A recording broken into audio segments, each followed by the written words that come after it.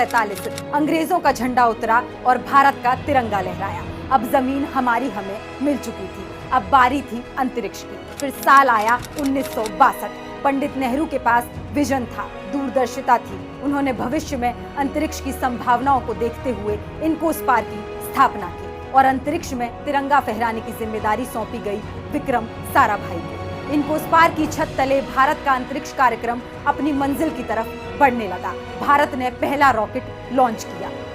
फिर 1969 में इंदिरा गांधी ने इसका नाम बदलकर इसरो कर दिया। अब भारत ने अंतरिक्ष में अपना परचम लहराना शुरू कर दिया था। 1975 में भारत ने अपनी पहली सैटेलाइट आर्यभट्ट लॉन्च कर दी।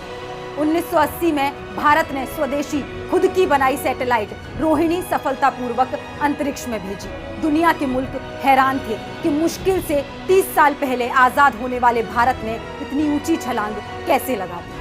दरअसल तब प्रधानमंत्रियों ने न जुमले फेंके न प्रोपेगेंडा किया, बल्कि देश की तरक्की की जरूरत को समझा और काबिल लोगों को उनका काम करने के पूरे अवसर दिए।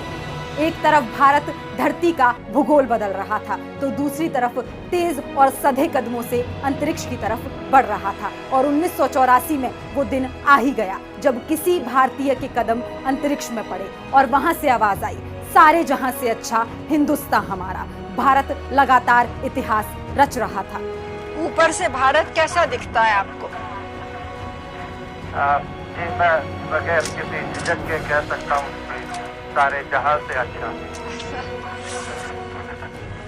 अंतरिक्ष की इस यात्रा से भारत ने चांद की तरफ कदम बढ़ाते हुए 2008 में मनमोहन सिंह जी के असरदार नेतृत्व में चंद्रयान 1 लॉन्च किया। चांद के 3400 चक्कर लगाते हुए भारत के चंद्रयान ने चांद पर पानी की उपस्थिति के ऐतिहासिक साक्ष्य इकट्ठे किए। चंद्रयान एक भारत की चांद यात्रा में मील का पत्थर साबित हुआ।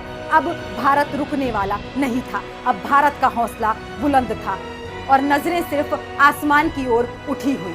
इन्हीं उठी नजरों से भारत एशिया का पहला देश बना जो मंगल पर पहुंचा। 2010 में मंगल पर जाने की यात्रा पर अध्ययन शुरू हुआ। अगस्त 2012 में मनमोहन सिंह जी ने अप्रूव किया और नवंबर 2013 में मार्स ऑर्बिट मिशन ने मंगल की तरफ अपनी यात्रा शुरू कर दी। अब एक बार फिर चंद्रयान 3 से भारत ने चांद पर तिरंगा लहरा दिया है, मगर अंतरिक्ष की ये यात्रा इतनी आसान नहीं रही है।